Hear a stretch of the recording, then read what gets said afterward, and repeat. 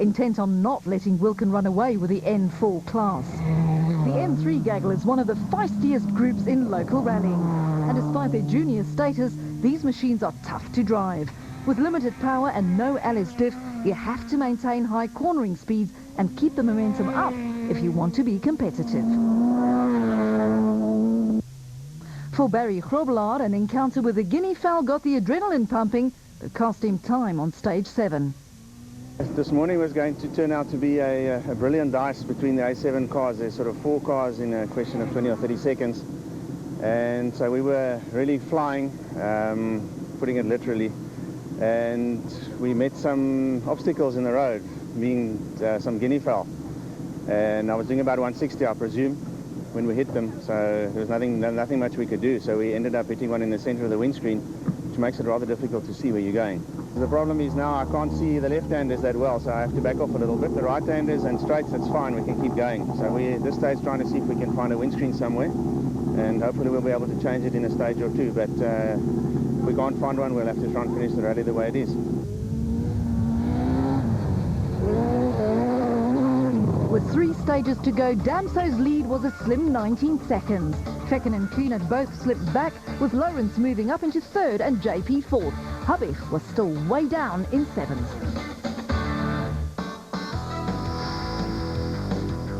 After the 2 repeat stages, stage 8 was the day's first new challenge. And although it looked relatively simple compared to the 44-kilometre plus penultimate test, it would start taking its toll on the teams.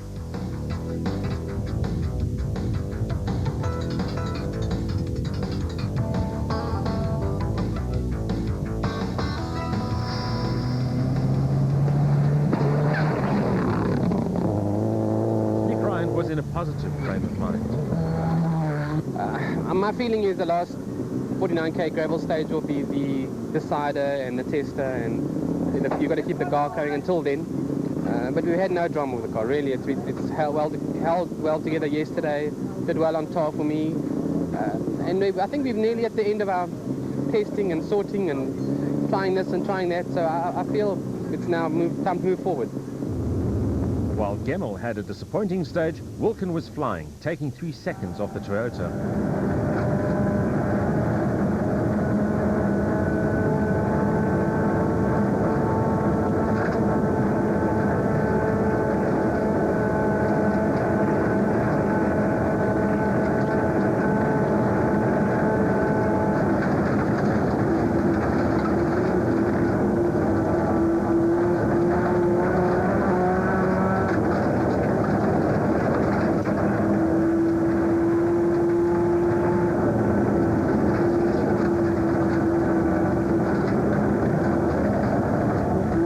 The Swartland event is popular with spectators who flock to the well-marked spectator areas, usually on tight and spectacular farmyard routes.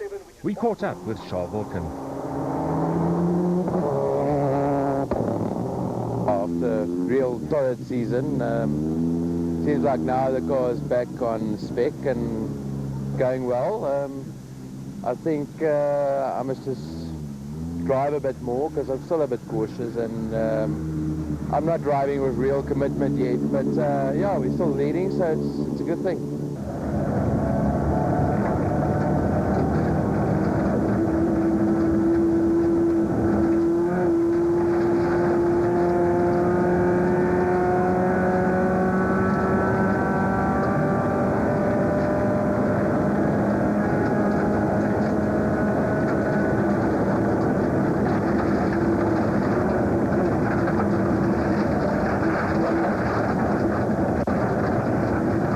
Stage, if you take it too slow, you can lose a lot of time. If you go too quick, you might damage the car and lose a lot of time as well. So it's a calculated sort of risk you've got to take in that stage, and try and pace yourself. Young John Williams continued to improve, and on this stage he was 4th fastest.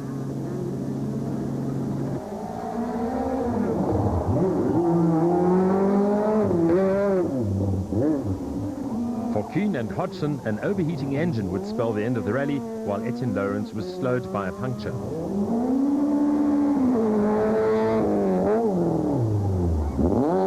Let's look at the 2 very different cornering approaches of Damso and Harbich here.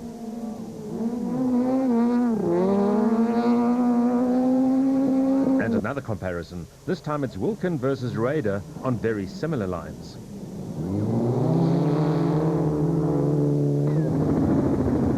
Serge Damso was third fastest on this stage, but still very much in control in overall terms. Fecken was now fighting back after his mishap on stage 7, but he'd left it a little late, although he did move up the overall ladder. Robic made his intentions clear by posting the fastest time. He now knew that he would have to attack hard to make an impact on the front. In A6, Stefan Wilken was going strong. The A7 dice between the likes of Nathan, David and Hubert made for good spectating, even though they were competing for second place. First in class was still Cronje.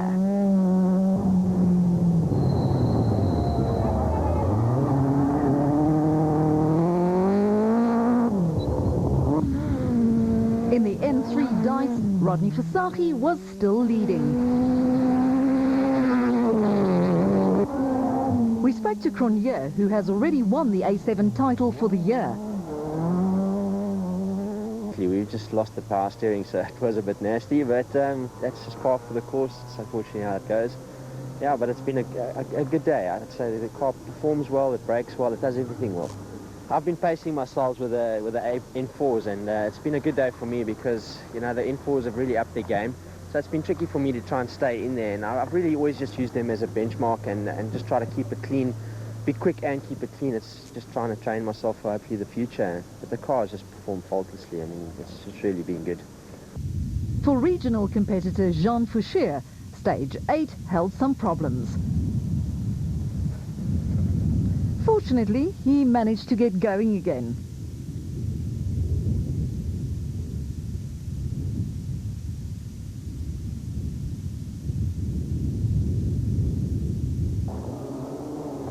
Route notes, introduced just over a year ago, make a fast rally like this safer. We asked some of the navigators to comment. There were two objectives with the notes. The one was the safety issue that at the pace that we're driving now, we really do need to know what's happening on the road. And secondly, to give the younger guys who coming up in the ranks now, to give them a more equal opportunity in terms of the road conditions. Our knowledge of the road after doing rallying for about 20 years is good, so we definitely did have the advantage before. Definitely much safer. Our youngsters came up the pace much quicker, so yeah, it's working well, and if you look at the times, it's quite close, so yeah, you lose a second quickly now, so yeah, it's much safer, definitely. Yeah, we're quite happy with the route notes. They definitely suit Dargen and myself. It requires some serious commitment, and we've proven now that, you know, the more effort you put into it, the more you've got to gain. And so, to the much-dreaded Stage 9, a 42-kilometre monster reduced from 46 kilometres due to the rain damage that most believed would determine the eventual outcome of the event. And how right they were. Let's look at the casualties first.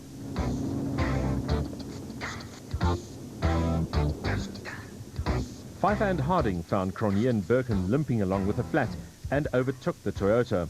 Cronje lost 4 minutes but retained the A7 lead.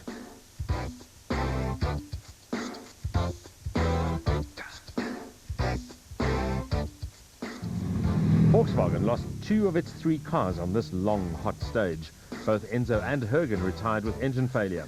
Enzo hit something hard, holed the sump and then ran bearings when the sump ran dry.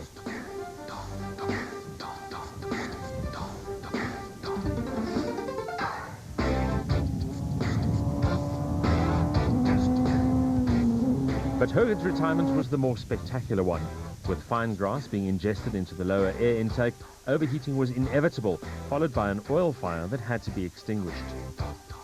Yeah, we were going quite well in this stage. I think we were putting up a good stage time, and then Enzo fell out very early in the stage, and then we were first on the road, so we were cutting all the grass, and the radiator just got full of grass. I could see the temperature go up slightly, and then suddenly it caught fire. Lawrence and Vermeulen were very lucky to escape with bruises after this spectacular roll, captured by a spectator. The car was comprehensively damaged.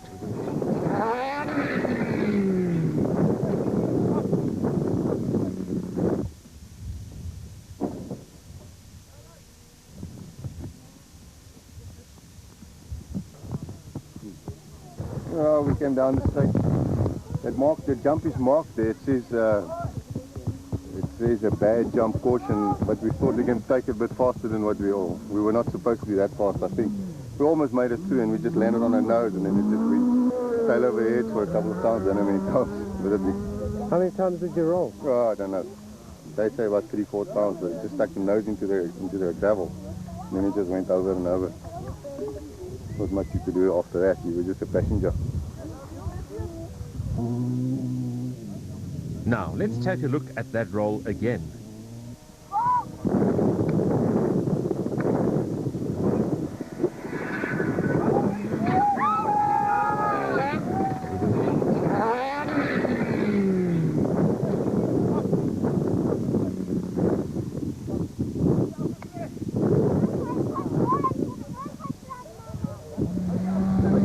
The rally chicks would also retire after breaking their radiator on this stage.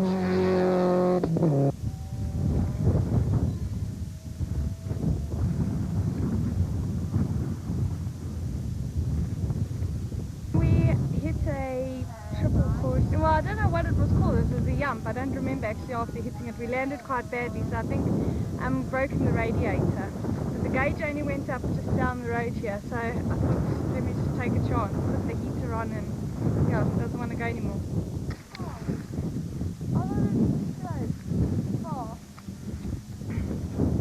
Better than railing.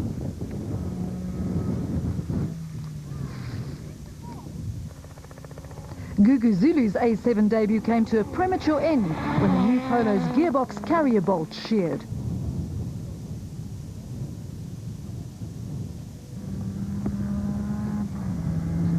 In N4, Visser du Plessis was going hard, but he was pipped by Reuter.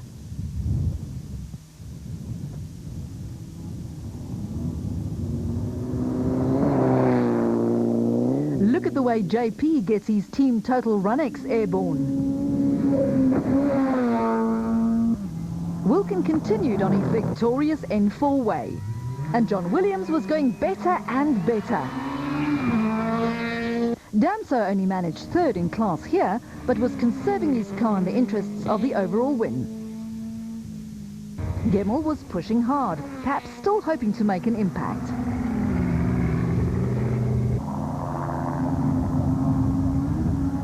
Habich was continuing his characteristic late charge. Driving like a man possessed, he set another fastest time, pipping second place Gemmell by 19 seconds and Serge by a full minute. He jumped into second place. John Pacer and Brian Hoskins drove a consistent event. Costa Kumantarakis was third in N3 on this stage. Tony Ball in his final rally year drove with resolve despite some fuel line problems. Musa also suffered problems, but still managed to run second in N3. Hubert was second in A7 on this stage, just behind Chris de Wit. Visagie was leading N3. Nick Ryan made his Subaru fly on the stage, but was outgunned by his chief rivals.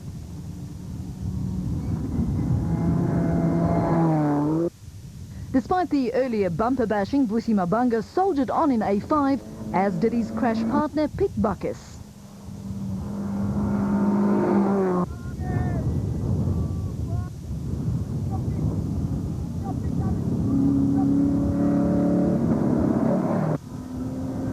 Even though there was good competition in A5, the Sasol Toyota Yaris of Claudio Piazzomusso scored its debut class win.